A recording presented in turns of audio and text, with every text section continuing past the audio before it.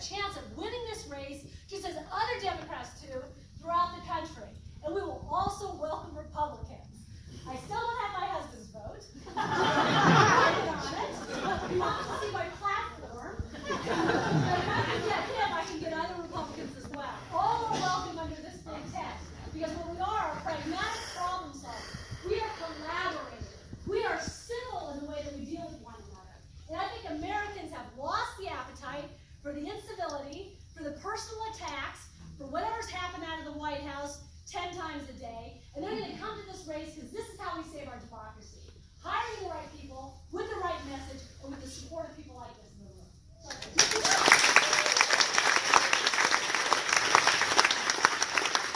Hi, Carolyn. Jason Autry, Vancouver. So, two-part question. I was curious, will you work to decriminalize marijuana at the federal level? And have you ever utilized marijuana personally? Did you inhale? I've never been asked that. The answer is no, although I believe every member of my family has. So I'll give you that. But no, I've never felt the need or the desire. I'm just sort of an incredibly boring person. I apologize in advance. I'm very much in favor of descheduling marijuana. I think that's incredibly important. I also believe that the cannabis industry is a real economic opportunity for a lot of people. There are many thriving small business dealing with that industry, selling the product, but also in terms of growing the product. In Pacific County, there are two major organizations that are growing this product. And I also want to deschedule it so we can get things like industrial hemp as an agricultural product. There's two other things that I'm going to do which differentiates me from Jamie Herrera Butler.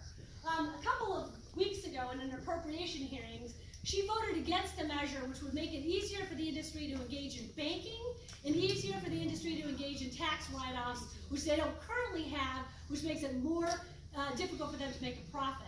I think it's not just about descheduling, but it's also about how we can make these small businesses thrive because it's creating jobs and it is legal in the state, and so it's something that I definitely would fight for.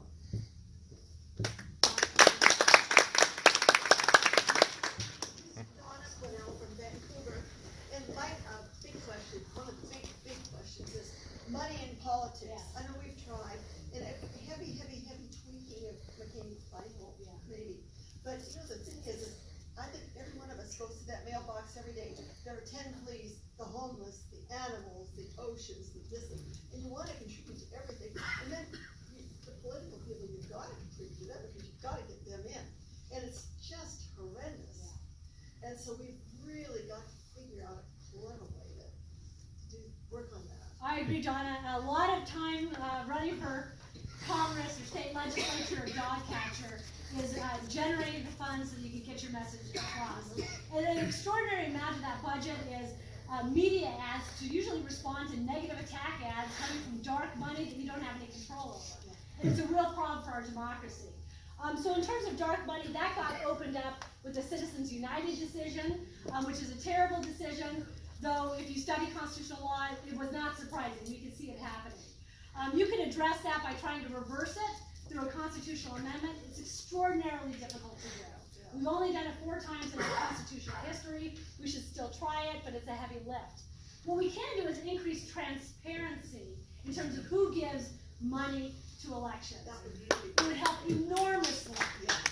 You know, if I were an evildoer, I would come up with a great name like I'm the Best American Possible Incorporated, and I would have all my money, and I would run television ads with that moniker, and people would say, of course it's a good organization, but it's not.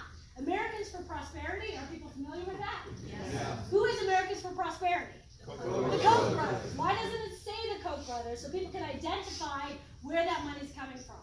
Let's increase transparency as much as possible. Let's take a look at how we can make sure it's accessible. Even FEC reports are difficult to read. But I think the more that people know about who's contributing to political office, or people in political office, the more they're going to connect the dots. So let me tell you a story. Jamie Herrera Butler received hundreds of thousands of dollars from healthcare industry and from pharmaceutical industry. Yep. How did she vote for the ACA? She voted 40 times to repeal it. She talked about replacing it, as did many Republicans, But of course, there was no replacement. Has she done anything to lower the cost of prescription drugs? No. So let's look. Money that you take from corporations in that industry, and then the votes that you take, and then let's take it a step further. That tax relief bill, the one that helps corporate interests, $50 billion apparently is helping the healthcare industry. So that's a pretty darn good return on investment, isn't it? Let's call attention. Let's have people connect the dots and see how money and politics may influence members of Congress and how they vote. It's why I vowed from the beginning of this campaign not to take a dime of corporate PAC money, and I continually will do that, even though it makes some of my consultants annoying, because I have to raise more money.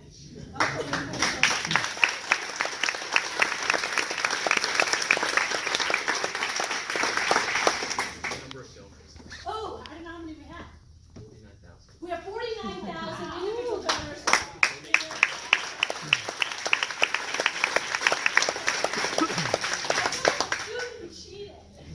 49,000 is amazing. I didn't know it got that high. In the back of them, I'll come around and say, yes. Susan Holcroft from Washougal. Okay. And I'm wondering how you'll address concerns of the LGBT, so I'm sorry, your first name? Susan from Washougal. The question was about the concerns of the LGBT community. I very much consider myself an ally. It's a question I often get because people are concerned about the gains that we've made in the last 10 years on issues like marriage equality. I very much hope that our anti-discrimination laws at the federal level mimic what we see at the state level, which is to provide added protection to people regardless of orientation. I think we have to fight that fight. We have to be ever vigilant. I consider myself a proud ally. It's why when we had Pride Week here in Vancouver, I was happy to address the crowd and talk about why that's an important issue we must pay attention to. That's easy. In the back, and then I come back right now. Diana from White Salmon. You came from White Salmon. I'm leaving the board. No! I came to see you, Carolyn. So I'm curious, especially as an educator, how you feel about getting young people more involved in politics. I think with the current administration and climate, there's a group of people who become more galvanized with young voters, but also a lot of people who are just, the skepticism is very high and nobody even wants to touch it anymore. That's a great question. So first I'm going to be a little bit more forgiving than some people are about youth. Because I think oftentimes people look at youth and the fact that they aren't voting in high percentages and they think that they aren't involved. That's actually not true. Youth are very involved, but oftentimes not in politics. And if you think about it, if you're between 18 and 30, have you seen a working democracy in your lifetime? I don't think you have. You lived through Bush v. Gore. You lived through the corrosive influence of money in politics. You've lived through elections where popular vote winners are winning the Electoral College. So you're justifiably disenchanted. But what I see young people do is volunteering on campaigns about gun safety. We saw that in the aftermath of Parkland. I see them involved in environmental issues because they're very much environmentalists and they care about the future of our planet. And so I see them involved in causes, not necessarily elected officials or people running for office. What I think we have a responsibility of doing as people who are running for office is to say to young people, I hear you, I know what your concerns are, I will champion them as a member of Congress. I'm running my campaign in a way that is respectful and civil. I don't feel I'm influenced by corporate money. It's why I have 49,000 individual donors. So that's why I want you to come on board the Carolyn campaign. So let's show them what a working democracy looks like by getting behind leaders who will lead that working democracy in the repair.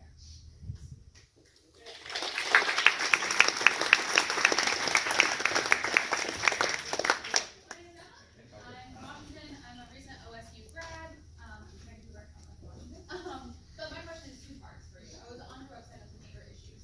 One is actually was about women. Yeah. So you did call out that women don't get paid as much, that we need to have access to reproductive rights in our healthcare. Now, one thing I do want to ask you about is maternity and paternity leave and how that affects women. Yeah. And I also want to couple that with the student loan crisis, because I'm seeing people that are my age and even in my own life right now. My husband and I, we have over $60,000 in student loan debt, and I cannot afford to take time off that as a family, have a family. So I want to know what you're going to do with student loan crisis, and if and how we're going to help women who are not parents. Is Emma? Yes. Okay. All these multi-part questions, I admire all of you. All of my years of teacher coming back on. I proudly said earlier that because I had a journeyman's job at Safeway, I was able to graduate from my undergrad undergraduate degree debt-free. I took out $66,000 in student loans to go to graduate school. I'm still paying those student loans off 24 years later. Because I made a tremendous mistake of putting it over 30 years rather than 10 years because we wanted to buy a home. So the first thing I would say is please don't ever do that. But by the time I pay mine off, my child's going to be in college, so I will die with student loan debt. I very much believe that we should do two things in terms of higher education funding. And this is from the federal level. Obviously, the states have a lot to do with it. For the federal government, we have to make sure that we have a fully funded Pell Grant program and also enhance that funding for people with lower incomes so they can afford college. Secondarily, we really need to have no interest or low interest student loans. There's no need to have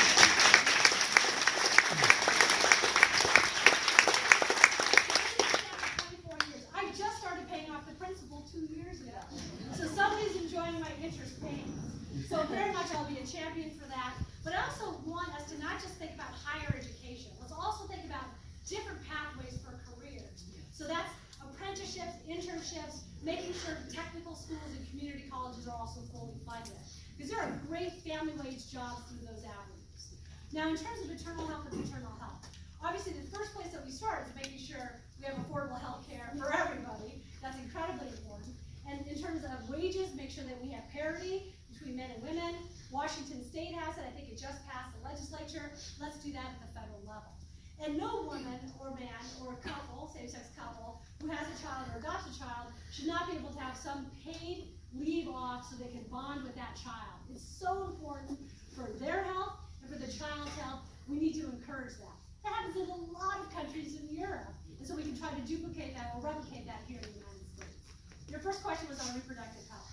Two things. I fully believe that women should have the choice over their own reproductive health. It should not be something that comes from somebody else, particularly if it comes from a religious orientation.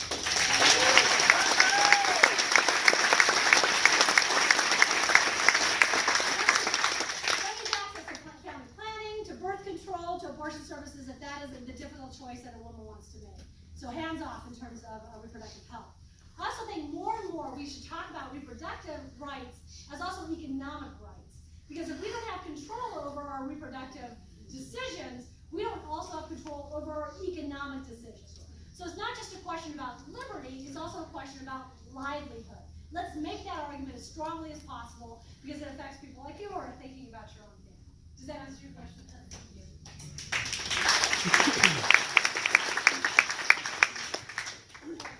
My name's Angela Avery. I was your former student in Townhall, and I'm almost an attorney. My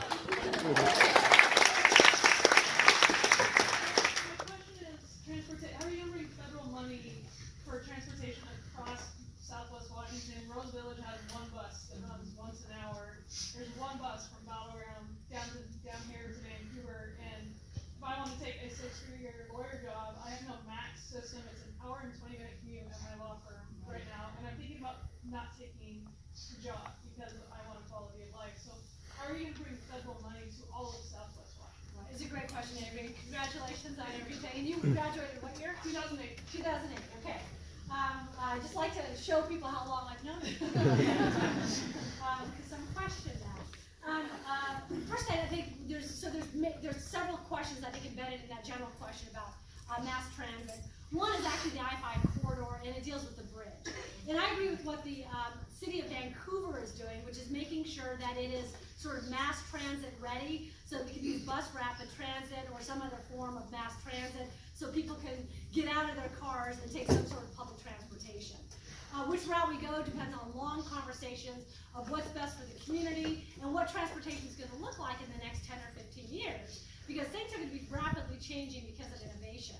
The role of the federal government is to provide funding, oftentimes to provide funding attached to certain types of projects. I will fight as hard as possible to encourage mass transit, not just in the I-5 corridor, but in other areas of the 3rd Congressional District. There are 5 rural counties in my district. Oftentimes they have very limited bus services, and that precludes those people in the rural communities coming into the more urban areas in order to pursue jobs. So we have to recognize that. We try to make determinations on where the federal government money should go so that we can encourage mass transit options. I will fight for that for people like you. Thanks, David. Into that. Dave from Vancouver. One Dave? part question. Dave? Give you a break. Single issue question. What if anything can you do to help correct the severe gerrymandering of districts to meant to obviously protect the incumbents and suppress the popular vote, not only at the state level but also at the federal level? Not only a single question, but a political science question. Dave is my new best friend. The problem with gerrymandering is that it's usually done by partisan commissions or by state legislatures. So I would like states to very much investigate having nonpartisan commissions in control of gerrymandering. What happens if it's done in a partisan way is oftentimes they will draw the district so that there's a safe Republican district and then a safe Democratic district. It's called sweetheart gerrymandering. It happened here. We have the 10th district, which is pretty safe for Democrats. Then we've got the 3rd congressional districts, which up until a few weeks ago was pretty safe for Republicans.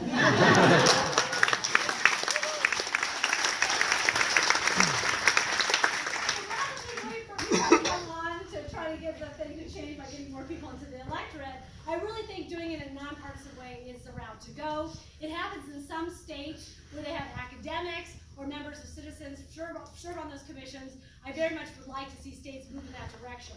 It is handled at the state level rather than the federal level, but former Attorney General Eric Holder has been looking into this issue, and I think he's coming up with a report which is going to show how damaging gerrymandering has been to our democracy. Because if you live in a district where you don't have a competitive opponent from the other party, what happens is the people that are elected are more and more extreme because they are fighting within the party. And then the loudest voices prevail, and those are usually the voices that are more extreme. So I see gerrymandering increasingly becoming a problem, and hoping that states will recognize it for the problem that it is and try to address it. And let's also blame the United States Supreme Court, because it has done an incomplete job in addressing this issue as a constitutional matter. Because in their recent elections, where they looked at partisan gerrymandering, they could have taken it head on and had a more stringent ruling, which would have shown that it's unconstitutional. So let's make sure we have federal judges who see the threat that gerrymandering poses to our democracy, and hope they'll make some better decisions in the future. You already asked your questions, so I'm just ready. You asked your questions, who hasn't asked your questions? You're next. I'm Gordon Meyer. The administration seems hell-bent on privatizing our public lands, parks, national forests, that sort of thing. Let's stop that. Yeah, that's easy. It was Gordon, right? Yes. Gordon was talking about the privatization of our public lands. I think it's everyone's responsibility, the federal government, to be a steward of our public lands. And to manage those public lands so that we have recreation, so we have people who hunt and fish. I mean, there's a way in which, if managed properly, our public lands can serve the public. I very much am in support of that. I think we have examples of that in certain areas of the country, but certainly the Trump administration has been going after them, and the Republicans have gone along with that as well. So I agree with you, and we're in line with both of these. Thank you. Mattel. My name is Howard. I'm actually from Portland. Oh. The reason I'm from Portland is that this is the safest community, or the community that will swing, most likely to swing close to me. Yes. Otherwise, it's District 2, which is 70% Republican, so there's no way And we're happy to have you here. I plan to work for your campaign. So Thanks. make a phone call.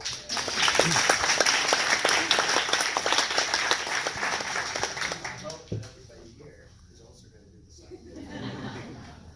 So my question is more on a national basis. If you want to be an officer or a secretary in the country, you got to have security clearance. If you want to be president, you don't need any security. Seriously, I suspected, and we'll see whether it gets proved or not, that this guy was dangerous. So my feeling is that anybody who's running for the top office in the country should have security clearance, all his tax clearance.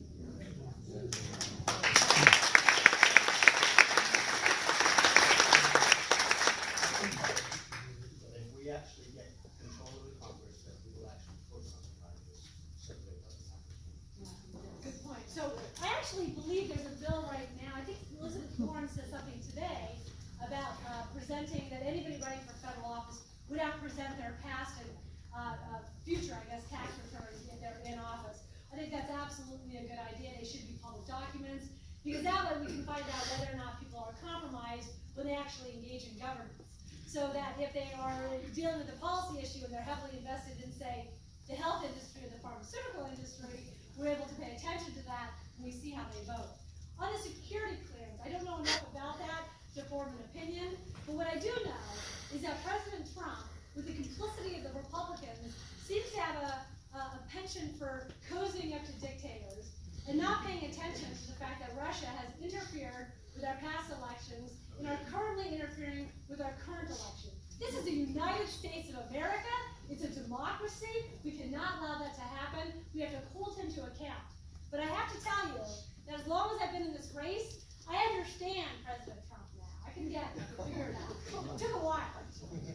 I do not understand the complicity of the Republican Party, including the current incumbent, in the fact that they are not standing up to this president and holding him to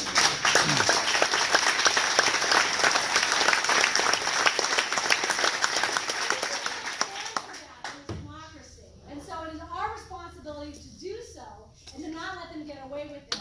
And if there are enough of us who hold him to account, then maybe we're going to see some changes, not only in the near future, but also in the future as well. But I like to see it. In the back, you've been very patient. Oh, thank you. So I'm going to give you just a little bit of a break, and I'm going to piggyback on, I think it was Howard, and make a statement and then ask my question. And my statement is just a bit of a personal story, and I used to think that I was doing my job, my civic duty, by voting for good people in office, and I stopped there. And I realized that that is not enough. And just like Howard, everyone in this room, if you're not doing something other than just coming and listening and voting for people, you need to be doing something. You need to be writing letters, you need to be making phone calls, and you need to be active. I'm trying to do as much as I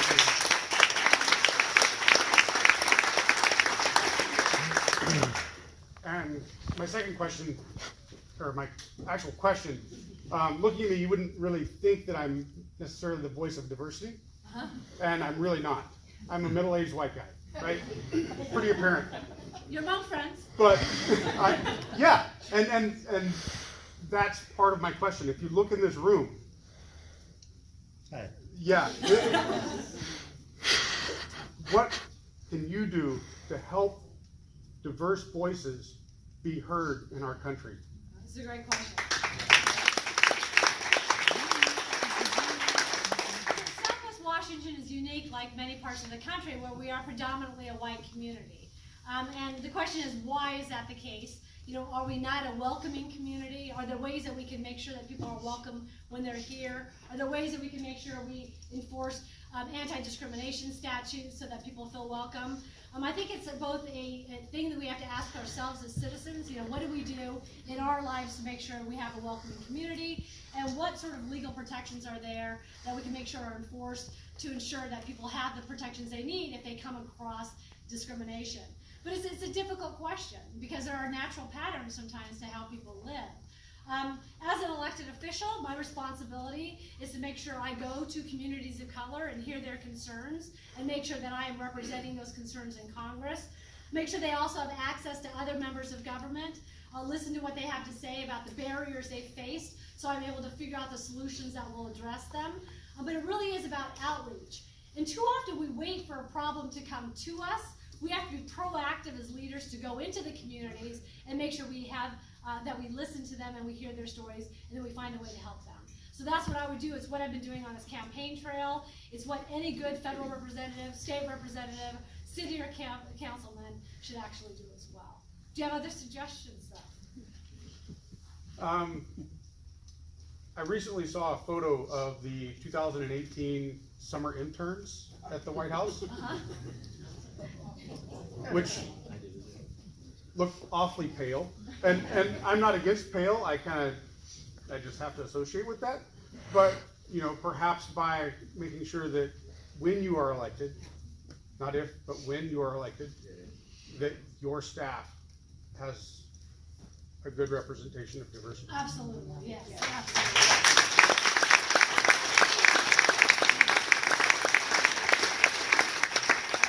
And hopefully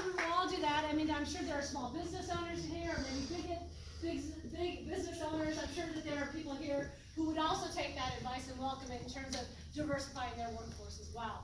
I know we've made a special effort to do that at the university. I'm on leave now, and certainly I would bring that mindset in staffing my own office.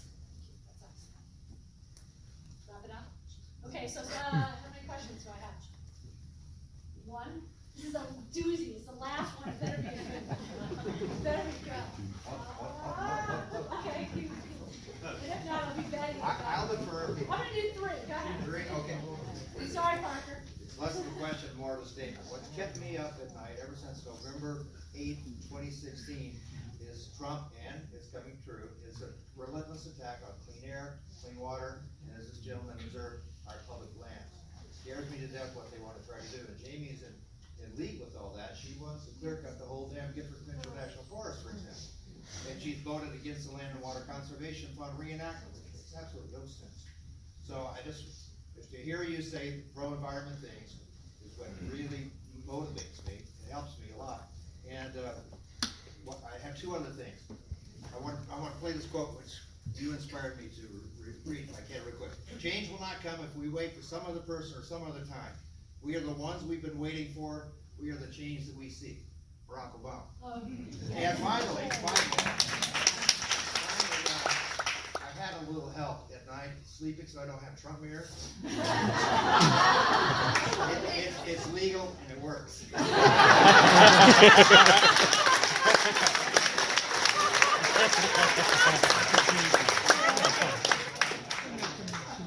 I'm Betty, I'm from Washington, and I've heard some people say they want to volunteer, so I just want to make a quick announcement. There's a training Democrats are putting on here, Saturday, 11 o'clock, learn how to go out canvassing, phone banking. I hope the room is just this full. See you at 11 on Saturday.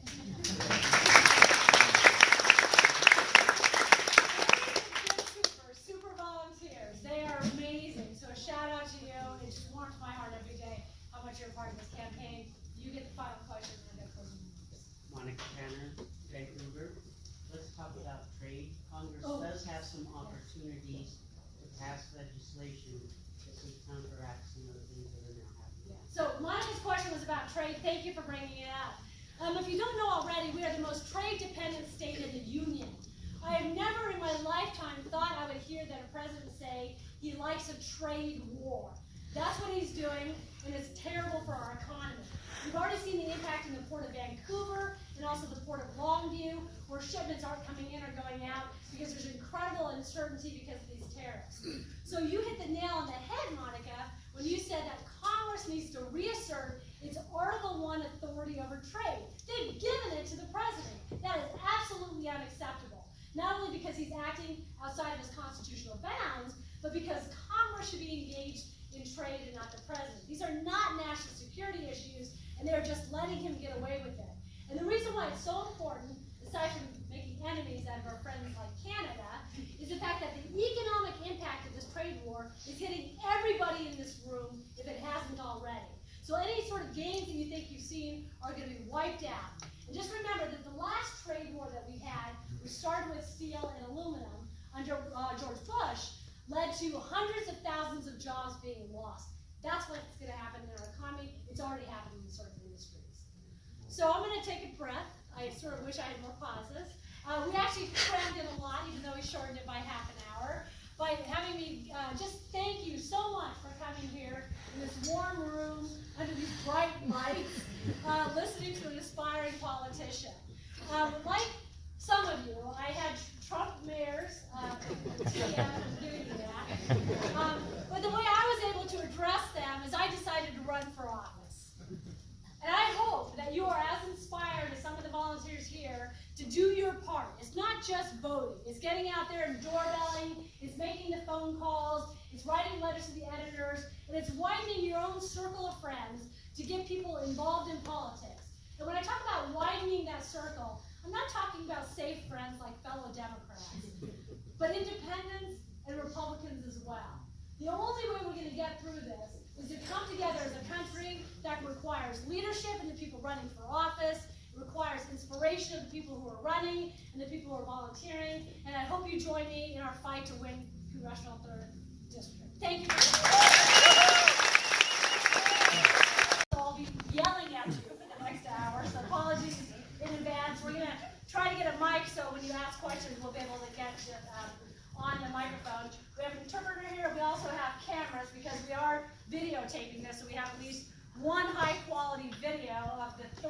4 town halls that we had. It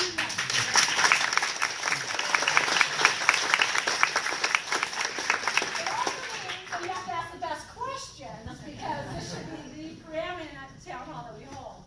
We are doing this for only 60 minutes today, because we have a short event right after, so I apologize for shortening this. But we are going to be rolling out about 20 more town halls over the next 70 days before the ballots drop. But let's get started. My name is Carolyn Long, and I'm running to beat Jamie Herrera. So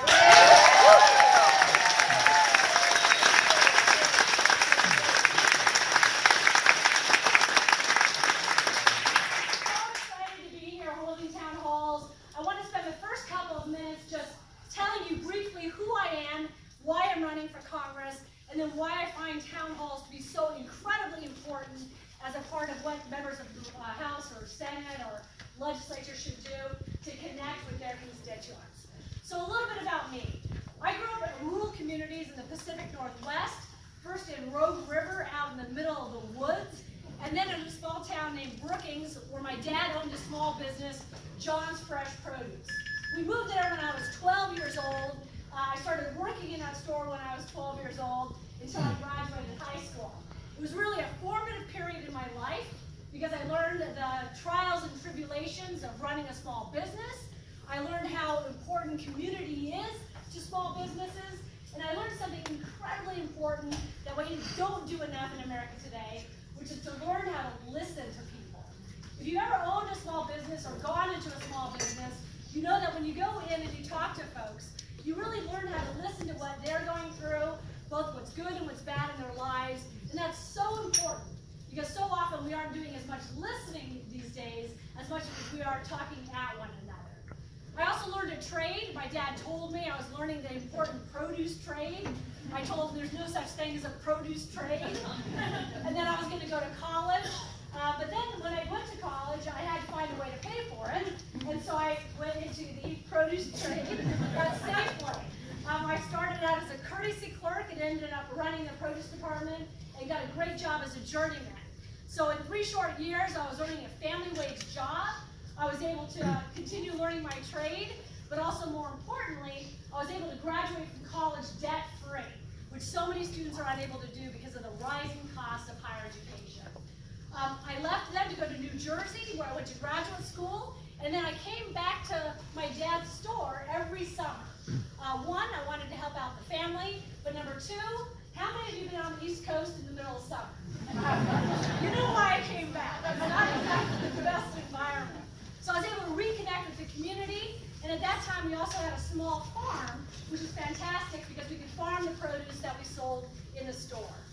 I then started teaching at Washington State University in 1995, and here today, Sharon Welch won't call herself out, but I worked with her in 1995, so 23 years ago, here as a member of the community, here at this town hall, so that shows how far back we go. She helped me get my feet there at Washington State University. I'm a political science professor. I teach classes on American institutions, public policy, but most importantly, public civility. I run an organization called the Initiative for Public Deliberation, where I train my students to be neutral facilitators and then to go into the community and learn to moderate really hard conversations about policy issues, the opioid epidemic, affordable housing, homelessness, and race. And what we do is we teach our students to find common ground among the people who come to our forums. Because no matter what divides us, there are so many values and beliefs that unite us as Americans, and our job is to find those values and beliefs. So that's what I've been doing for 23 years before I decided to run for Congress. So people always ask, why have you decided to blow your life up and run for Congress? So my response is this. I'm married to a Republican. I have a 13-year-old daughter. I was getting kind of lonely, so I decided to be friends. And so many friends I've met on the campaign trail. But I'm really running for Congress because I've been dismayed over the last 10 years, really, of the growing polarization in our political institutions and the growing incivility in our civil discourse. We see it happening at the national, the state, and the local level, and the small d Democrat in me is just as alarmed as the big D Democrat in me as to how our political institutions are failing us. So I started thinking about how we can heal our political institutions, and one of the conclusions I've arrived at is you have to heal them from within by hiring the right people to run for Congress. People who are problem solvers, people who are natural collaborators, people who don't look at the D or the R attached to someone's name. Instead, you look at how to solve the problems that ail us. That, and the election of Donald Trump, is what perpetuated me into this race. Because I saw the incivility that we saw in that presidential election translate to the highest office of the land, and that small d Democrat in me continued to be dismayed. But more importantly, I saw that Congress as an institution was doing an ineffective job checking the president. So we saw growth in presidential power and Congress unwilling to actually stand up to the president. So those things combined helped me think about this, and that is why I'm running for the 3rd Congressional District.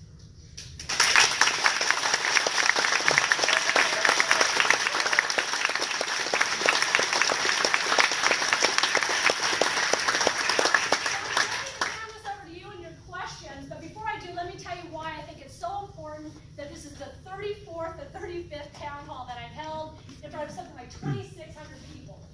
I believe this is an incredible honor to serve in public office, but it's also an incredible responsibility. And that responsibility means you have to constantly be out in your community, meeting with the public, telling them what you've been doing for them in Washington, D.C., hearing what their concerns are, and having a conversation all the time. That's what being a representative is all about. So we're very intentionally holding as many town halls as possible so that we can get that out there in front of voters. And I'll continue to do this for elected office because I want you to know that we're not always going to agree on issues. We're oftentimes going to disagree. But if we do disagree, I want to be able to come to a forum like this, look you in the eye, tell you why we disagree, and give you an opportunity to tell me why I'm wrong. I think that's incredibly important. There's only one person I know of who I agree with 100% of the time. And I voted for her a couple weeks ago. So we will have disagreements, but that's an opportunity for dialogue, not an opportunity to demonize the other side, which is what we see happening in politics today.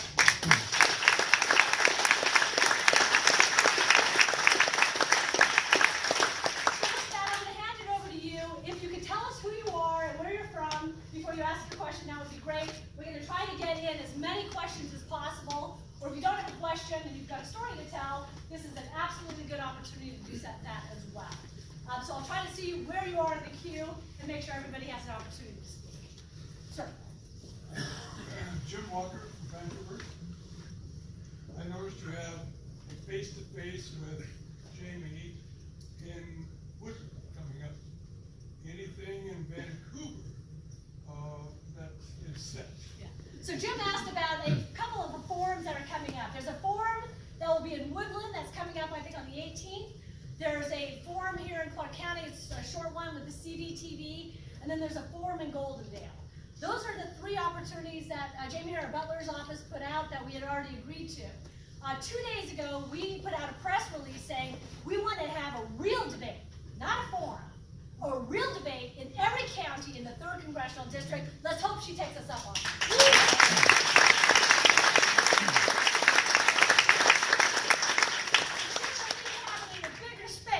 Look at the energy already in this race. That was an easy one. Yes. My name is Lady Long, and I want to know what would you do with disabilities? But she said to the panel, we're going to help you, and then the Disability Act or something. What would you do for us and not use us like she has? Yeah. So Lady's asking about what we would do for people with disabilities. So there's a multi-parts to that question. One is to understand that we have to make sure you have affordable, accessible health care and make sure that your disability benefits aren't cut. One of my concerns is that with our growing budget deficit, we'll look for places to cut, and that might be one of the areas. And then the second one, what do you think about the kids getting locked up? Oh, so the second question Lainey asked was about the political refugee crisis that we're seeing coming out of Central America. I think it's a travesty. And I think any human being would see this as a human rights disaster. One of the things that's happening are these people are fleeing a political crisis at home. And people don't understand that they would not have taken that trek if they felt that they were bringing, if they didn't know they were bringing their children and themselves to a safer place. So I think we need to immediately reunify the families. We need to stop doing that. And then we have to call out President Trump for what he's doing and what he did, which is use that crisis as leverage to get a border wall or some sort of leverage in a conversation about immigration policy. I think that's a travesty. If you look at how political refugees have been handled in the past, they were treated with dignity, they had their rights to due process where they could make their case heard, and we're losing now with this real draconian process. I want to go back to disabilities, Lainey. We also have to make sure that we uphold the Americans with Disability Act, which court decisions have eaten away with over the years, and that in our schools and places of business, we make sure that you're able to go to school and work in a way that accommodates your needs. Okay, just wanted to know. Okay, thank you, Lainey. Yes, sir. Yes, I'm Tom McConaughey with Friends of Banks for Lake Lowlands, and we have some very complex issues with regard to the environment of cleaning up Vancouver Lake, but also Silver Lake, and there's other lakes within our region, and it's not just within this jurisdiction, but within others. We need to have help from the federal government to work with the local jurisdictions in doing this. It seems that the EPA has abandoned us. The EPA has abandoned a lot of people. So what, you're John? Tom, sorry. What Tom was talking about were some of the water crises that we have in the Vancouver Lake and other lakes and the need for federal assistance. Let me start with the EPA. I have been so disheartened over the last couple of months of what's happening with the EPA. Not only with the failed leadership of the EPA, but with a lot of the things that are happening behind the scenes to lower the quality of our water and lower the quality of the air. And we're not paying as much attention to that because we're so distracted by tweets or things that come out of this administration. So I think that's a global issue with the EPA. Congress has to make sure it engages in oversight with what's happening. And in terms of a local issue like that, the best thing that the federal government can do is to provide resources for you and your organizations who work on those so they can help clean up the lake. And I would vow and I would commit myself to making sure that we get those resources home locally. I'm going to go a couple here and I'm going over here. And yes, Ralph Hutchison. can they stand up, please? Yeah, actually standing might help, Ralph. If you don't mind. Could you stand in up here? Ralph Hutchison, I live in Washougal. I'm on California transplant. I've been there 22 years. And when I first came up, they were arguing over the iPod bridge. One meeting about 10 years ago, I believe it was, and the feds were ready to go, Oregon was ready to go. It all fell apart, I think, because of this side of the river. So I'm just wondering what your feelings are. Great. So the question was about the I-5 bridge. There are failed attempts in the past to address this issue. So yeah, it's something that's plagued us for a long time. The first thing we have to recognize is that we need a new bridge. We need it for security because apparently it could fall down in an earthquake. We need it because of the terrible congestion. We're now number 12 in terms of traffic congestion. With the I-5 bridge, 40th apparently globally in terms of traffic congestion, which we have to know takes a toll on our lives. It takes a toll on the environment, and it takes a toll on economic development because people and commerce aren't moving. What I will do as your federal representative is I will provide leadership, both within the Washington delegation, but also reaching across the river to the Oregon delegation. I will come from a point of, we've got to get this done. And we should have gotten it done in the past, but we haven't. But it begs the question, if you've been a member of the 3rd Congressional District for the last 8 years, what have you done in order to fix the I-5 bridge? We have to ask the current incumbent what she's done in order to move that forward. And if she hasn't, beyond strongly worded letters, that's failed leadership. I'll be the leadership you need to get that project done.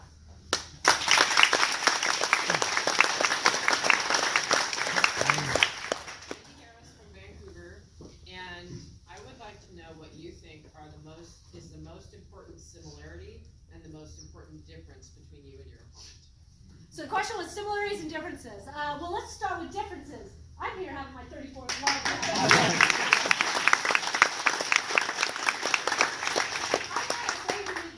Even if I disagree with them, I think this is what makes representation effective. This is what a living democracy looks like. Similarities, I would say, anybody who decides to run for public office, I think has a desire to serve. So I would assume that my opponent also has a desire to serve the public. The way we are serving the public, I think, is what is a remarkable difference between the two of us. She also pays attention to local issues, as any member of the representative government should do. And so I would continue on with that type of constituency service, but I also think we have have to look at some of the major issues facing us nationally, and you'll see dramatic policy differences on tax cuts, preserving health care, preserving earned benefits such as Social Security and Medicare, infrastructure, and rights of labor.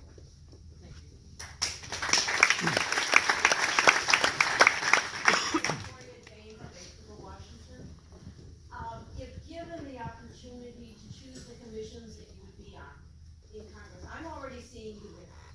Alright, so I'm not even gonna put yourself into where you would like to serve in the commissions that have most impact and are important to you. So for me, at the committees of Congress, I think every representative should ask what committees will best serve their constituency. So if I think about the 3rd Congressional District, I would be looking obviously at infrastructure.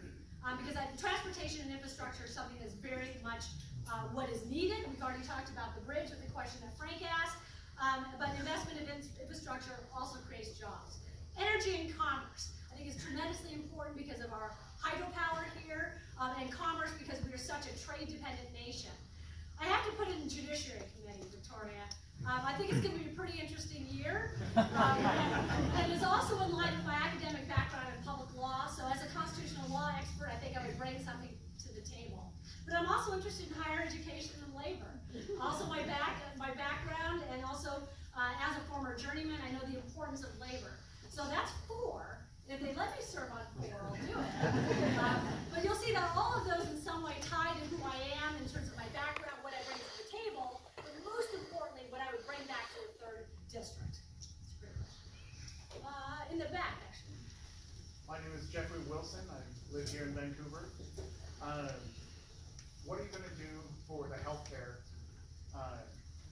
infrastructure? We talked about bridges and other city projects, but we have problems here in Vancouver with actually getting enough mental health services for veterans and other people. We have, unfortunately, a large homeless population that suffers from mental health illnesses and other problems along with economic hardship. It's a great 4-part question, Jeffrey, so it's going to be a little bit longer here. First, I very much believe in mental health parity. That's something we don't talk enough about, which is where we treat people with mental illnesses in the same way we treat people with physical ailments. So I think we ought to really focus on that. The other thing is at the root of your question, which is the lack of people going into mental health services. So we need to incentivize individuals to pursue those types of careers. I don't know if that's through grant money or low interest loans, but we want to encourage people at the front end to go into mental health services. But we also have an issue with insurance, which is that for mental health, they are compensated at lower rates. It's why many people aren't going in. So we need to increase those rates so that people who choose that very important profession are compensated so that they can make a living. There's a broader question there also about healthcare, so I'm going to tackle that right now as well.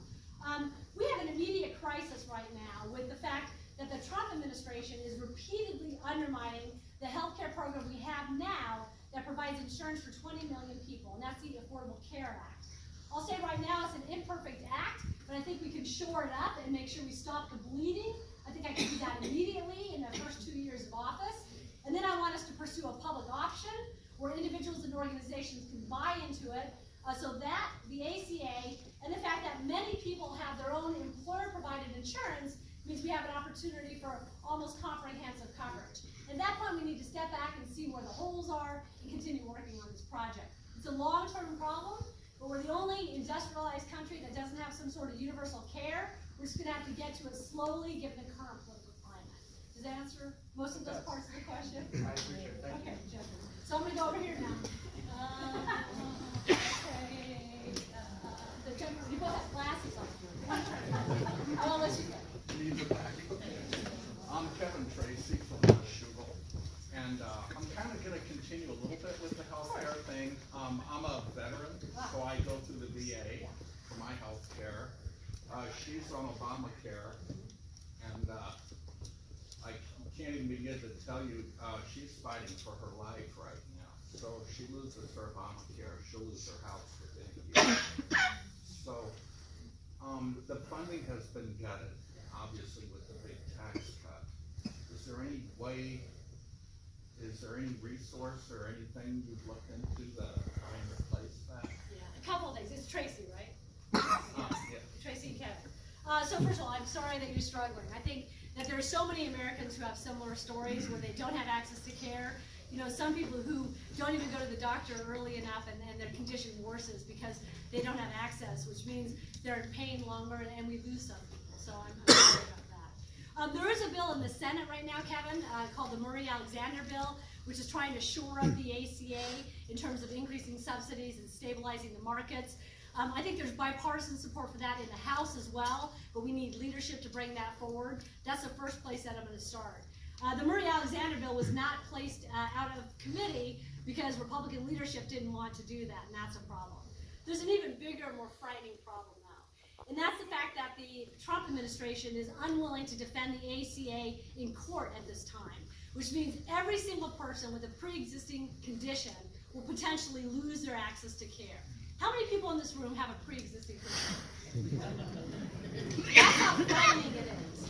That is how frightening it is. So I think we have to make sure that doesn't happen. Now, Congress can actually defend the ACA in court. There are committees in Congress that can do so.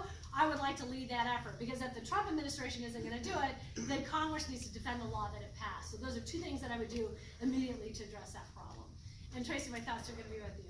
And I hope that I can be in Congress so I can at least make your life a little bit easier in terms of access to care. Sure. My name is Vancouver. Tell me what you can do to make an economy that's useful to everyone. Lower the gap between the highest paid and the lowest paid people. Great question. The first thing you do is you don't pass a law, a tax cut, which is a corporate tax giveaway that benefits people who are the highest earners in corporations. Something like 83% of that tax bill goes to people who have been thriving in this economy for the last 30 years, particularly the corporations. And one thing to keep in mind is that all of those tax cuts are not money that we have sitting around. It's not loose change in the cushions. It's money we are borrowing from my daughter's lifetime, for many of your family's lifetime. So we are borrowing for our future generations to give tax cuts to individuals who don't really need it. So I would look at that tax bill again and make sure that doesn't happen. I'm very much in favor of tax reform that helps working families and middle-class families, because those are the families that keep our economy running. And I keep on hearing, as many of you do, that we are in this great thriving economy because unemployment is low. It's true the unemployment rate is lower, but look at wages. Look at wage stagnation. We haven't had real increase in wages for the last 35, 40 years. That is a barometer of our economic health that we have to pay attention to. How do we fix that? I'm a journeyman. I benefited from unions. Any union members here? We're talking family wage jobs, great health benefits. That's one route that we can do.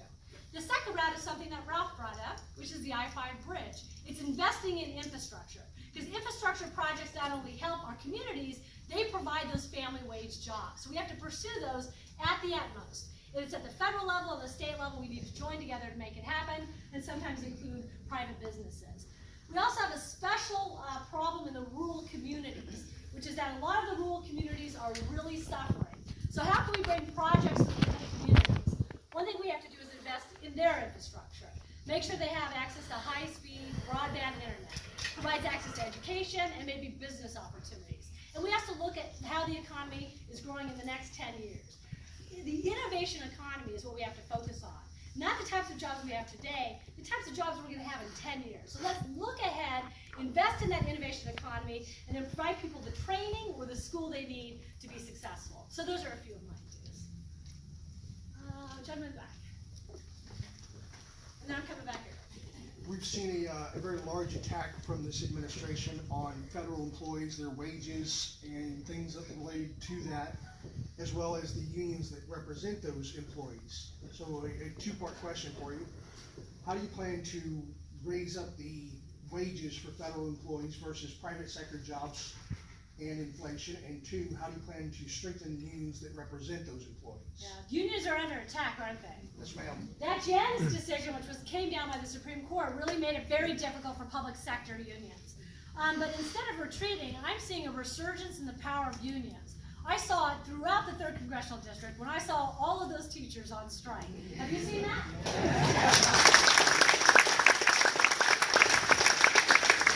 That's the power of the people, that's the power of unions. And so I think we have to emphasize how unions, which have been declared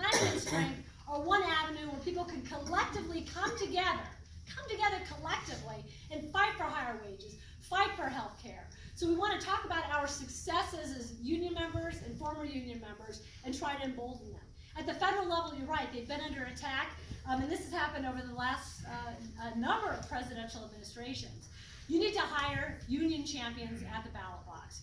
Representatives and senators who are really going to fight for you, fight for your rights, and fight for your benefits, and I vow to do that.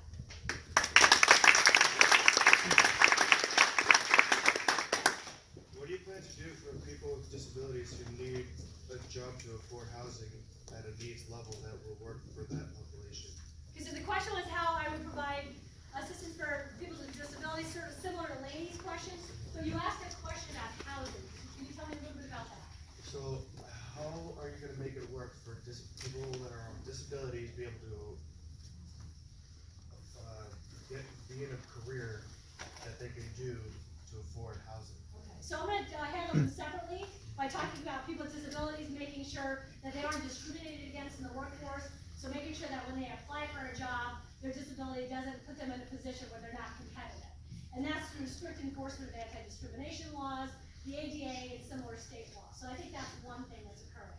The second problem is actually a problem that many Americans are facing, which is the access to affordable housing. And that is a tremendous crisis, regardless of whether you're able-bodied or not. With people with disabilities, we want to make sure that housing is available that provides the accommodations you need so that you're comfortable in your home. So sometimes we have to retrofit apartments or homes to make sure that people can get around. Sometimes they're wheelchair ramps, sometimes they're bars, you know, where people can get around. I would want to look at ways that we have housing that is suitable for people who need it. So I think that's where I would start. Do you have any ideas? Or something that you've encountered that would help inform me more on this issue? More towards the line of a person with disability. For example, I have a job coach, but it's not very easy to find a job coach. Okay. For example, you have to go through DVR, which is work vocational rehabilitation, and who they had to spend 2 months trying to find the Ogden Center, which is where they were able to have a job coach. So there's a whole bunch of work that has to be done and it's almost impossible to find them to begin with. Sure. Sorry, what was your name? Adam. Adam. So Adam's talking about support services for people who have disabilities, so if they're able to find employment, and how it's very arduous for you to find those support services and then employment. I'm assuming that many of that comes from state funding of those coaches. Yes. I'd like to see if there's federal funding as well that can supplement that to make sure it isn't difficult for you to find a job. If you want to work and you're not getting the assistance to get you that job, let's make sure that it happens. Thank you for your question. Yes, sir. The immigration of the middle class that you talked about, which has gotten so severe that 43% of people can't even pay their basic bills. Yeah. Worse off than slaves before the Civil War. Another 20% can't handle a $500 repair, which is a middling car repair. It's a death by a million cuts. The big three are higher education, medicine, and finance, because we get ripped off on those things. We pay a toll booth right now, that is to say an extra cost, rentier cost, to go to a hospital. We don't even know what the hospital costs. And we know the best thing is single payer. It's the only thing that works. Otherwise, like putting I have a 14-inch wheel on your car and putting on a 13-inch wheel and just driving around tugging like this. There is and the other one is, of course, defense spending. Yeah. Chuck Schumer got up in front of the cameras and chortled that Democrats just raised the defense, which is not defense, it's war spending, for Trump by more than he asked for. Yeah. This is where our money's going. Yeah. Okay, so if you want to help us, we need single payer, we need a much reduced defense budget, and I could probably go on, but one Let's of the pick things. those two. Okay, but also can I point out that when Hillary Clinton was Secretary of State, she did not give hearings to the kids from Honduras where her thugs overthrew the government. All of these multi-part questions is testing me. My former students, including one here today, I used to do this to them. Let me start with defense spending, and then I'll go to single payer. So one of the things that happened in the defense reauthorization bill in I think 2008 is that Congress called for a full audit of the DoD. It has never happened before. It's supposed to happen by 2018. We're almost, midway through 2018. I wanna make sure that that audit takes place, so we can find out where the money's being spent, in order to find out if there are areas where we can cut it. So that, I'm committed to holding them to account for. The other thing is we should listen to our generals and admirals, who often talk about defense spending that we shouldn't pursue, which we do pursue, because those projects are in the home districts of members of Congress. So I think there are places that we can cut for defense spending. The next comment was about single payer. And I hear this a lot in town halls, because as you know, we're the only industrialized country that doesn't have some form of single payer or Medicare for all. And so certainly this is some place where we're gonna end up at some point. But my answer about healthcare is looking at the current political climate. We have a president who's a Republican, and maybe a vice president who'll be president, he'll be a Republican. We have a Senate who is probably still gonna be controlled by Republicans. So the question for me as an elected representative for a 2-year term is what can I do right now in a bipartisan fashion to stop the bleeding? And that's why I answered earlier to the gentleman, you fix the ACA because people are not gonna have their coverage if it's not defended as strongly as possible. And then I say, how do we deal with the costs? And that's why I talk about a public option. There are 5 or 6 bills in Congress right now that deal with the public option, where individuals and organizations can buy health insurance from the government. That's gonna help drive down costs. Because the whole conversation about single payer often ignores the fact that there are many people who are still satisfied with their employer-provided care, and we don't know fully how Medicare for all or single payer is going to jolt the system. So I have a more incremental approach, but it's also a more realistic approach given the political realities that we have today, and the fact that I've got 2 years to make a stand so that I can save lives and help people like Tracy.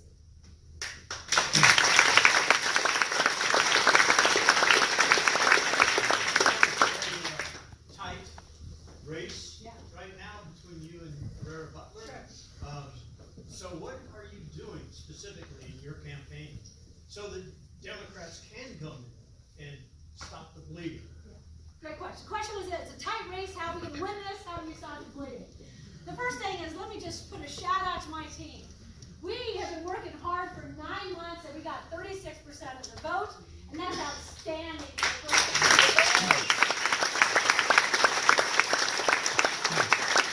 We really targeted Democrats, and we did so with the help of the 1,100 or 1,200 volunteers that are out there getting those Democrats out to vote. But you know what?